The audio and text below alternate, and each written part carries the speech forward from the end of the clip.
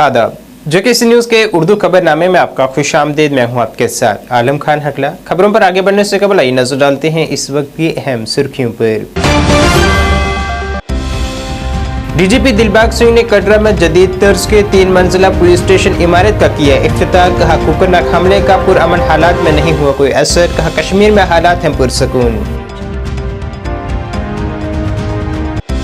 पुंछ में पेश आया सड़क हादसा, सिलेक्शन ग्रेड कांस्टेबल समेत 2 अफराद की मौत, 1 जख्मी।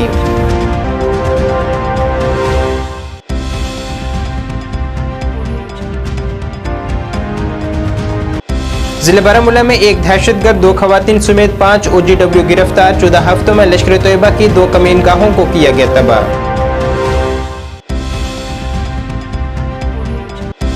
और हालिया मौसम में तब्दीली के बाद वादी कश्मीर में सयाहों की तादाद में आई मामूली गिरावट। होटल कारोबारी पुरुम्मीद चंद दिनों में फिर वापस लौटेंगी रौनक।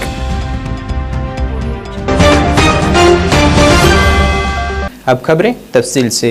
जम्मू कश्मीर पुलिस के सरबराह दिलबाग सिंह ने आज कहा है कि कुकरनाक झड़प का कश्मीर के पुरअमन हालात पर कोई असर नहीं हुआ है और कश्मीर के हालात मामूल के मुताबिक अभी भी पुरअमन हैं। उन्होंने ये बात कटरा में जदीद तरीके से बनाए गए 3 मंजिला पुलिस थाना का इफ्तिताह के दौरान कही है। पुलिस सरबराह ने कहा है कि पुलिस और हिफाजती एहलकार जम्मू कश्मीर में दहशतगर्दी के खात्मे के लिए पुरअज़म है। उन्होंने इस दौरान ये भी कहा है कि कटरा में बनाया गया जदीद तर्ज का पुलिस स्टेशन श्री माता वैष्णो देवी के दर्शनों के लिए आने वाले यात्रियों के लिए काफ़ी मददगार साबित होगा। और काफ़ी खस्ता हाल थी, इसीलिए आज से कोई 5-6 साल पहले ये काम शुरू किया था कि नया थाना तामीर करें जो जहाँ की ज़रूरतों के हिसाब से सही हो, बेफिटिंग हो, एडिक्वेट स्पेस हो जवान के लिए, ऑफिसर के लिए, जो लोग आकर के जहाँ पर थाने में विज़िट करें उनके बैठने के लिए जगह हो, सुविधा हो। मुझे लगता है कि हमारी पूरी रियासत और अभी यूटी में जो थानों की अगर तुलना इस थाने के साथ करी जाए तो ये अपने आप में एक मॉड्यूलर थाना है। हालांकि मैंने देखा है कि जवानों के लिए जो छोटी मोटी प्रोविजंस है उसमें और इजाफा करने की ज़रूरत है जो की जाएंगी। ये भी मैं समझता हूँ कि जहाँ पर कभी कभार कुछ लोगों को आकर के थोड़ी देर बैठने बैठाने की सुविधा की ज़रूरत होती है, वो सुविधा भी अभी ऐड करेंगे, अभी नहीं है। मगर कुल मिलाकर के जो कटरा का थाना अभी बना है वो बहुत ही खूबसूरत है। इसकी तामीर के लिहाज से, इसकी लेआउट के लिहाज से, इसकी ओपन एरिया के लिहाज से, और मुझे लगता है कि इस थाने को मुकम्मल करने में जितनी मेहनत पिछले 4-5 साल के अंदर लगी है, जिस स्कीम के अंदर थाना शुरू हुआ वो स्कीम ही बंद हो गई, फिर नई स्कीम के अंदर इसको डाल के ला करके मुकम्मल करना पड़ा, फिर और एडिशंस फंड्स की प्रोविज़न करके इसको इस लेवल तक लाना पड़ा। और मुझे खुशी है कि आज ये थाना पूरी तरह मुकम्मल हो गया है और पब्लिक की सेवा में इसको हमने डेडिकेट कर दिया है। फहमियाँ हो जाती कि एक वाक़ा कहीं हो गया तो पता नहीं क्या तूफ़ान हो गया। हम जानते हैं जो 2.5 टोटरू इनके आगे पीछे कहाँ घूमते हैं, उनका पीछा करके जंगल पहाड़ जहाँ तक ये बैठते हैं वहाँ तक पहुँचने का प्रयास है, कोशिश है। कुकरनाक भी एक ऐसा ऑपरेशन था जिसमें किसी ख़ास दहशतगर्द के छुपे होने की उसकी हाइड आउट की तलाश थी, जिसके मुताबिक वहाँ पर गए थे। और ये अनफॉर्चुनेट था कि कभी जब आप पहुँचते हैं तो दुश्मन पहले ही ताक में होता है और आप लोग पूरी तरह से उस जगह से वाकिफ़ नहीं होते हैं। और इत्तेफाक ये है कि पहले फायर कौन करता है। अगर पहले फायर आतंकी ने किया तो आपका नुकसान है, और अगर पहले फायर आपने किया तो आप आतंकी को ढेर करेंगे। इस केस में हम अनफॉर्चुनेट थे कि पहला फायर हम लोगों को, अपने बहादुर जवानों को, बहादुर अफसरों को अपने ऊपर लेना पड़ा, जिसकी वजह से हमारे बहादुर कर्नल साहब, मेजर साहब, डिप्टी SP साहब और एक बहादुर जवान प्रदीप, उनकी शहादत हुई।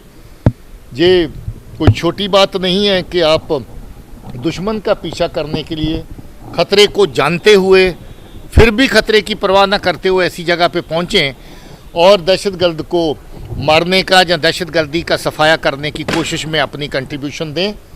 मैं सल्यूट करता हूँ उन ऑफिसर्स को, जवानों को जिन्होंने इस ऑपरेशन में हिस्सा लिया और जिन्होंने अपनी शहादत दी, और बाकी लोगों को भी जिन्होंने इस ऑपरेशन में हिस्सा लेकर के आतंकी उजेर को ढेर किया, जो काफ़ी अरसे से खूंखार तरीके से उस एरिया में दहशतगर्दी का काम कर रहा था। मुझे लगता है कि ये एक कामयाब ऑपरेशन था। अब जो नुकसान इसमें हुआ वो नुकसान होने के कभी कभार चांसेस रहते हैं, जिसके लिए हमें खेद है और साथ ही साथ गर्व भी है उन लोगों के ऊपर जिन्होंने इस ऑपरेशन। जिला पुंछ में एक सड़क हादसे में एक पुलिस एहलकार समेत 2 अफराद फौत हो गए हैं। पुलिस जराये ने जानकारी दी है कि एक आल्टो कार जीरत पलेरा के नज़दीक हादसे का शिकार हो गई, जिसे selection grade constable Mohammad Sadiq चला रहे थे।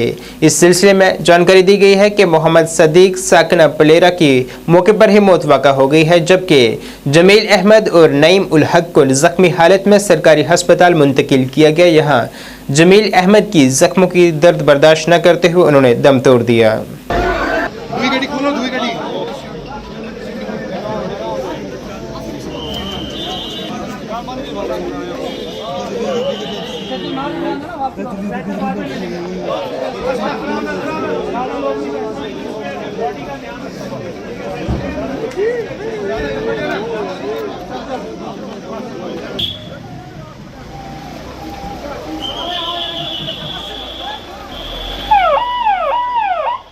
ब्रॉड डेड यहाँ पे लाए हैं। एक पेशेंट की एज होगी कोई 40 ईयर अप्रॉक्सीमेटली और एक की होगी 35 ईयर। एक छोटा बच्चा माइनर लाया था जिसकी एज 4 से 5 साल होगी। उसको माइनर इंजरी थी एब्रेजन मार्क से। उसको फर्स्ट एड देने के बाद हमने जो है घर भेज दिया। दूसरे दोनों जो है ब्रॉड डेड, दोनों को हेड इंजरी थी। एक को जो है हॉस्पिटल रीजन में हेड इंजरी थी और दूसरे को नेक फ्रैक्चर और head injury plus chest trauma था। उसकी लीगल फॉर्मेलिटी करने के बाद दोनों को हमने बॉडी जो है वो पुलिस के हैंड ओवर कर दी है लास्ट राइट के लिए। जिला बारामूला में पुलिस और हिफाजती एहलकारों ने एक दहशतगर्द और 2 खवातीन समेत 5 दहशतगर्दों के मददगारों को गिरफ्तार किया है। इस बात की जानकारी एसएसपी बारामूला अमोद नागपुरी ने दी है। उन्होंने जानकारी दी है कि गुज़िश्ता 14 हफ्तों के दौरान लश्कर तैयबा की 2 कमीनगाहों का पर्दाफाश किया गया है। उसके मुतल्लिक आपके साथ जानकारी साझा करने के लिए आज की इस प्रेस ब्रीफ का आगाज किया जा रहा है। तो सबसे पहले हम 14 सितंबर 2023 को जो उड़ी के इलाके में एक टेरर मॉड्यूल बर्स्ट हुआ था उसके मुतल्लिक जानकारी आपके साथ शेयर कर रहे हैं। 14 सितंबर 2023 को जो है बारामूला पुलिस और इंडियन आर्मी 8RR की जॉइंट टीम्स को एक नाका चेकिंग जो कि परनपिलन गांव है उड़ी इलाके का, वहां पर नाका चेकिंग के दौरान एक सस्पिशियस मूवमेंट 2 शख्स की नजर आई थी और उनको जब डिटेन किया गया और उनकी चेकिंग की गई तो उनके पास से कुछ असला और गैर कानूनी हथियार जो है बरामद हुए। इन दोनों शख्सों की जब तलाश और तफ्तीश की गई तो पता चला कि ये दोनों जो है, इनका नाम है आरिफ चन्ना और जाहिद हसन मल्ला। ये दोनों जो है stadium colony Baramulla old town के रहने वाले हैं और इनके पर्सनल पोजीशन से जो है हमें 2 ग्लॉक पिस्टल्स साइलेंसर के साथ, 4 पिस्टल मैगजीन्स और 5 लाइव ग्रेनेड्स बरामद हुए और साथ ही साथ 29 पिस्टल राउंड्स भी बरामद हुए। इस मॉड्यूल को गिरफ्त में लेने के बाद जब और तफ्तीश आगे बढ़ी तब पता चला कि ये जो 2 शख्स है ये बेसिकली पाकिस्तान बेस्ड हैंडलर्स के कहने पे क्रॉस बॉर्डर से ये सारा असला और हथियार जो है वो बरामद करके आगे दहशतगर्दाना तंजीमें जो है यहाँ पर एक्टिव लश्कर तोयबा, उनके साथ ये सारा हथियार और असला जो है ये शेयर करके किसी बड़ी दहशतगर्दाना कार्रवाई को अंजाम देने की फिराक में थे। इन दोनों की गिरफ्त से जो है एक बहुत बड़ा हादसा बारामूला पुलिस और इंडियन आर्मी के जॉइंट फोर्सेस ने होने से रोका है और इस मसले में तफ्तीश जारी है और भी इसमें कुछ अरेस्ट्स और रिकवरीज होने की हमें उम्मीद है। इस केस में कश्मीर में हालिया दिनों में मौसम की तब्दीली के बाद से यहाँ सयाहों की तादाद में मामूली कमी दर्ज की गई है। हालांकि सयाहत होटल कारोबारियों ने उम्मीद जाहिर की है कि आइंदा दिनों में सयाहों की तादाद में फिर से इजाफा होगा। उन्होंने कहा है कि गुज़िश्ता माह सयाहों की रिकॉर्ड तोड़ तादाद ने यहाँ का रुख किया है और उम्मीद है कि यह तादाद इसी तरह से आगे भी जारी रहेगी।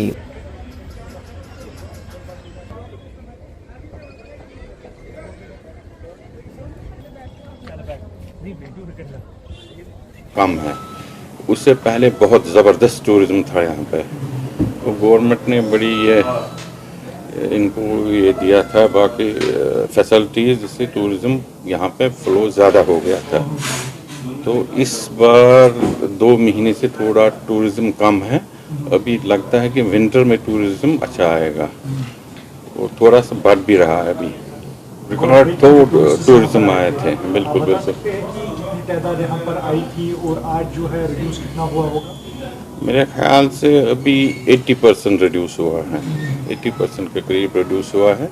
बाकी टूरिज़्म यहाँ पे बहुत आया, इस साल बहुत आया टूरिज़्म। तो ये क्या फैक्टर आप मानते हैं?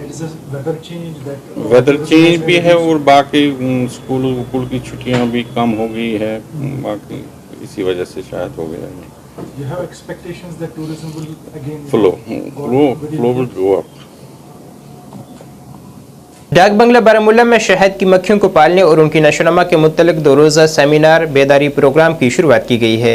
डिप्टी कमिश्नर बारामूला ने इस सेमिनार का इफ्तिताह किया है। इस दौरान उनके हमरा CDC मनसूबाबंदी के जॉइंट डायरेक्टर और दीगर कई अहम शख्सियात मौजूद रहीं।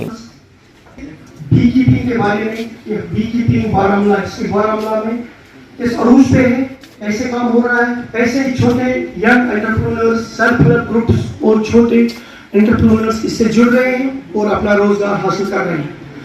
हम लोग उम्मीद करते हैं कि सब लोगों से रिक्वेस्ट है कि हम एक्टिव पार्टिसिपेंट्स रहेंगे, हम इंटरेक्टिव मोड में रहेंगे, हम सुनेंगे और अगर किसी को कोई इशू होगा, कुछ डिस्कशन होगा, कोई कुछ पूछना होगा, वो हम कहेंगे। तो मैं अभी अपने गेस्ट का वेलकम करने के लिए रिक्वेस्ट करता हूँ। ये एग्रीकल्चर डिपार्टमेंट बी बोर्ड की तरफ से हमने सारे जितने भी हमारे बी कल्टीवेट कर रहे हैं फार्मर्स, उनको बुलाया है और 2 दिन का हम सेमिनार कर रहे हैं ताकि ये इन्फॉर्मेशन लोगों तक जाए कि बी कल्टीवेशन में भी जो है वो इनकम जनरेट होती है, सप्लीमेंट होती है।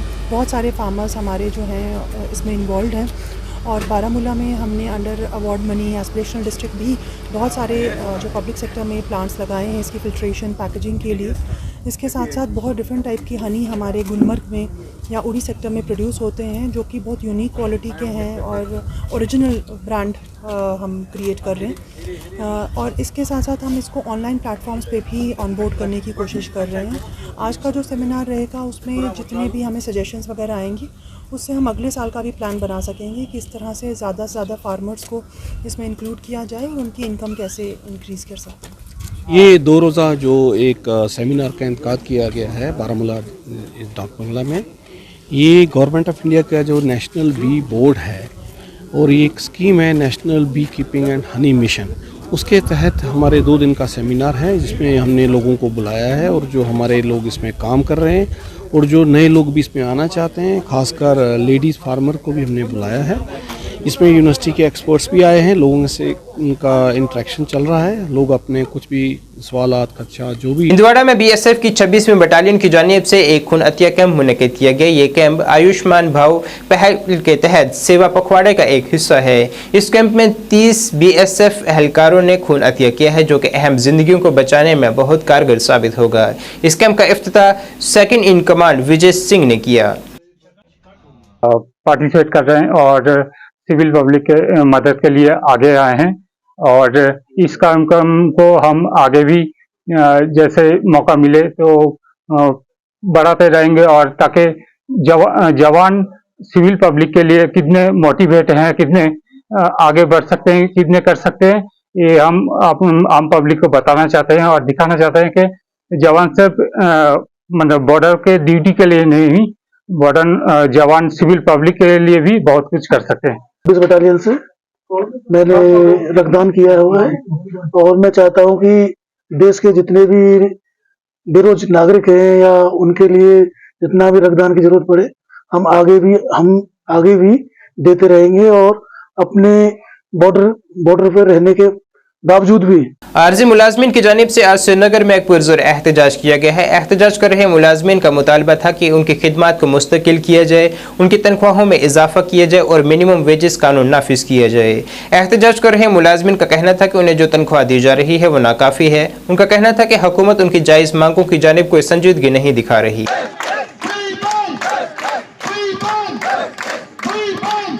Singh PH employees United front member. आज हमारी मीटिंग जो RS-पुरा में रखी गई है, इसका मेन उद्देश्य यह है कि 4 अक्टूबर को हमने एक महारैली का कार्यक्रम जम्मू में रखा है। इन सब डेली वेजर साथियों के साथ ये डिस्कस किया गया कि 4 अक्टूबर की कार्यक्रम को कैसे और किस तरह कामयाब करना है। इसके साथ हमारी मुख्य डिमांडें जो है वो SRO 64 के साथ परमानेंट करना और 7-7 साल का हमारा पेंडिंग बेच है वो क्लियर करना। लगातार इस प्रशासन ने हमें कहीं ना कहीं गुमराह करते हैं।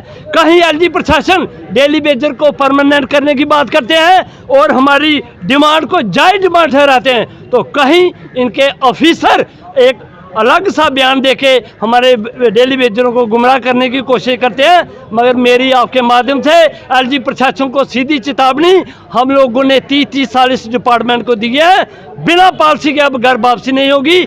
ये जंग युद्ध जारी रहेगा जब तक डेली वेजर के साथ इंसाफ नहीं होता। Jammu Kashmir employees coordination committee के सदर शाह फयाज ने आज एक तकरीब के मौके पर कहा है कि LG इंतजामिया की क़यादत ने उन्हें यकीन दिलाया है कि JP फंड के मामलात में ताखीर को 1-2 हफ्तों में दूर कर लिया जाएगा। शाह फयाज ने मुलाजमिन को यकीन दिलाते हुए कहा है कि JKECC मुलाजमिन के मामले से पूरी तरह से बाखबर है और इसे अहम मामले से आगाह है और हर सतह पर इसकी पैरवी कर रहे हैं और इस सिलसिले में क़यादत ने पहले ही हुक्काम से मुलाकातों का सिलसिला जारी रखा हुआ है और उम्मीद है कि ये मसला तरजीही बुनियादों पर हल हो जाएगा।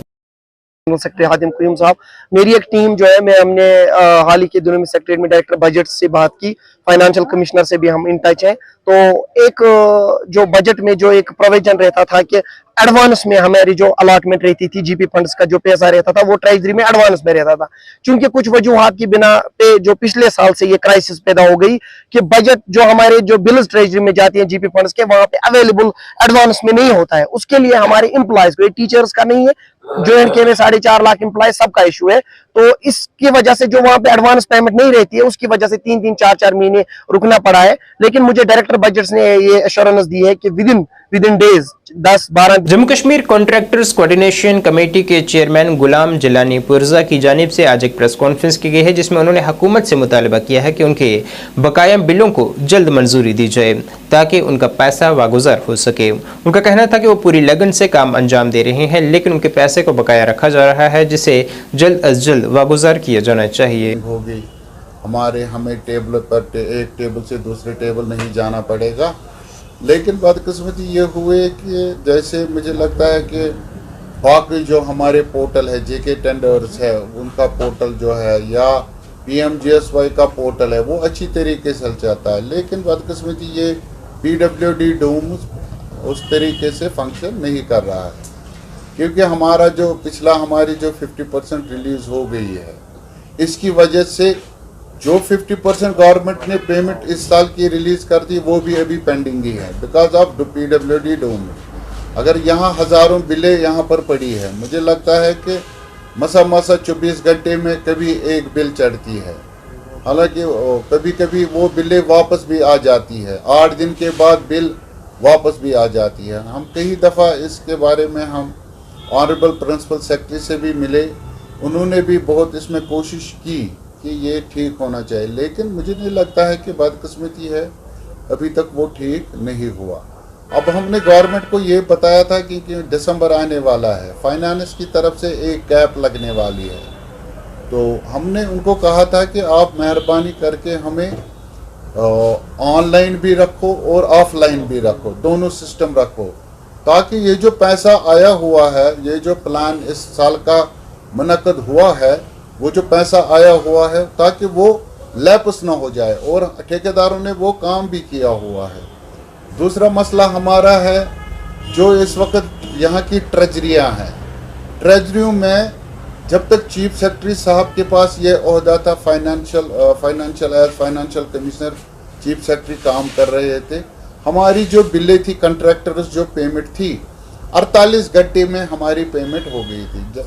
लेकिन जब से नए फाइनेंशियल कमिश्नर यहाँ आ गए हैं, मतलब 2-2 महीने हमारे बिलों को लगती है। जिला कांग्रेस सदर मीर फयाज ने आज कहा है कि कांग्रेस पार्टी की जानिब से आज बढ़ती महंगाई के खिलाफ एक एहतजाज करने का प्रोग्राम था, मगर बदकिस्मती से इंतजामिया ने उन्हें एहतजाज करने की इजाज़त नहीं दी, जो कि उनसे एक ज्यादती है। उनका कहना था कि स्मार्ट मीटर लगने और बढ़ती महंगाई से अवाम परेशान है, मगर इसके लिए उन्हें आवाज़ बुलंद करने की इजाज़त भी नहीं दी जा रही। गाड़ी पे हमने एक प्रोटेस्ट रखा था, सरकार इतनी डर गई है कि जिला इंतजामिया ने हमको परमिशन ही नहीं दिया, हमको अलाउ ही नहीं किया कि पूरा अमन प्रोटेस्ट करने के लिए भी। ये डर रहे हैं कि कहीं लोग ना आए सड़कों पे पूरा अमन प्रोटेस्ट करने के लिए, अपनी जायज़ मांगों को मनाने के लिए। सरकार डर रही है और ख़ासकर जिला इंतजामिया, इनको पहले पूछना पड़ता है ऊपर से कि हम इनको दे देंगे या नहीं, क्योंकि फरमान तो ऊपर से आते हैं। मुझे बताइए आप कि जम्मू कश्मीर, ख़ासकर कश्मीर के जो लोग हैं ये मेवा सनत पर वाबस्ता हैं, अपना पेट पालते हैं, अपने बीवी बच्चों को पालते हैं। लेकिन जो सरकार ने ये गलत फैसला लिया कि दूसरे मुल्कों से जो इनने सेब मंगाए उस पर एक्साइज ड्यूटी ख़त्म की, ये सरासर नाइंसाफ़ी है। दूसरा ये है, आप मुझे बताइए स्मार्ट मीटर्स का क्या मतलब है? जैसे आप मोबाइल को रिचार्ज डालते हो, एक गरीब के पास पैसे नहीं होते हैं, काम ही नहीं है, मजदूरी नहीं मिल रही है, वो क्या करेगा जब 1 महीने के बाद उसको ऑटोमेटिकली बिजली कट जाएगी? उसके बच्चे क्या पढ़ाई करेंगे? दरअसल ये डर रहे हैं, यहाँ के बच्चों में टैलेंट है, ये नहीं चाहते कि यहाँ के बच्चे पढ़े लिखे। और दूसरी बात मैं बताऊँ, आप महंगाई देखो कहाँ पहुँच रही है, बेरोज़गारी दिन ब दिन बढ़ रही है। जो यहाँ पर बेवाएँ थी, मिस्कीन थे, ओल्ड एज वाले, उनको पेंशन मिल रहा था, अपना चाहिए 1000 रुपया जो कांग्रेस सरकार ने दिया था, 1-1.5 साल से वो बंद है। कहाँ जाएंगे अभी? कौन सा एक काम इनने किया? दिन ब दिन बीजेपी सरकार डर रही है कि जम्मू कश्मीर में इनका नामो निशान नहीं होगा, या इलेक्शन से भी डर रहे हैं। और हमारी मांग ये है कि जो इन्होंने टैक्सेस ख़त्म किए हैं, जो बाहर के सेब आ रहे हैं, हम ये नहीं बोल रहे हैं कि आप वहाँ से सेब मत लाओ, ये लाए, लेकिन जो टैक्सेस उस पर सरचार्ज लग रहा था वो लगाए, इन्होंने ख़त्म किया। इसलिए इन्होंने ख़त्म किया कि कश्मीरियों को तंग कैसे करे, कश्मीर के लोग पीछे कैसे जाए। सीआरपीएफ की 35वीं बटालियन की जानिब से सिविक एक्शन प्रोग्राम के तहत आज 1 माह का जीएसटी के लिए हुनर तरक्यात तरबियती प्रोग्राम का इफ्तिताह किया गया है, जिस दौरान वहां बटालियन कमांडेंट विष्णु द्विवेदी और कई सीनियर ऑफिसर मौजूद रहे। इस तरबियत का मकसद नौजवानों को हुनरमंद बनाकर उनके लिए रोजगार के मौके पैदा करना है। तो मैं सजेस्ट करूंगा सब स्टूडेंट्स को कि जो भी प्रोग्राम्स ऐसे होते मतलब फ्यूचर में हो जाएंगे, तो वो उसमें पार्ट ले, ताकि जो भी अनएम्प्लॉयमेंट बहुत रेट है आज कश्मीर में, तो इससे थोड़ा सा पॉसिबिलिटी ज़्यादा बनती है ताकि कंपनी जो है वो किसी भी स्टूडेंट को हायर कर सके। तो thank you so much. Various civic action programmes हैं, उनका जो गवर्नमेंट का उद्देश्य है वो है कॉमन मैन के साथ जुड़ना और गवर्नमेंट की स्कीम्स और गवर्नमेंट की जो भी सहायता है उसे कॉमन मैन के पास ले जाना। इसी कड़ी में जैसे आज का जो प्रोग्राम है स्किल डेवलपमेंट, जिसमें हम जीएसटी अकाउंटेंट असिस्टेंट का प्रोग्राम 1 महीने का करवा रहे हैं, इसमें चूँकि ये फ्री है, किसी भी बच्चे के ऊपर कोई फीस नहीं लगना है, और ये 1 महीने का जो सर्टिफिकेशन कोर्स है वो फ्यूचर में उनको अपने सेल्फ जो भी जॉब करना चाहेंगे या अपना खुद का कोई काम करना चाहेंगे, खुद का अगर कोई बिजनेस ऑलरेडी चल रहा है उसमें उनको बहुत हेल्प करेगा। जैसा आप सभी लोगों को पता है कि जीएसटी के लागू होने के बाद से बाकी सारे टैक्सेशन ख़त्म हो गए और जीएसटी का कैलकुलेशन और जीएसटी का करेक्ट फाइलिंग बहुत ही इम्पोर्टेंट एस्पेक्ट है, वरना उसके ऊपर काफ़ी बाद में जुर्माना वगैरह लगता है। तो यही है हमारा कि सब लोगों को हेल्प मिले, और चूँकि ये गवर्नमेंट द्वारा फंडेड है, किसी का पैसा नहीं लग रहा है, तो उनको हेल्प करेगा। और जैसा कि यहाँ पे बच्चों का एजुकेशनल बैकग्राउंड है, वो बीटेक हैं, मास्टर्स हैं, बीएड कर रहे हैं, बीएससी किए हुए हैं, तो ये एक बहुत अच्छा साइन है। बहुत अच्छे पढ़े लिखे लोगों का इसमें पार्टिसिपेशन हुआ है, आधे से ज़्यादा बच्चे इसमें गर्ल चाइल्ड्स हैं, ये भी एक बहुत अच्छा साइन है हमारे लिए। नाज़रीन, इस वक्त के उर्दू बुलेटिन में बस इतना ही। मुझे मेरी टीम के साथ दीजिए इजाज़त। अल्लाह हाफिज़।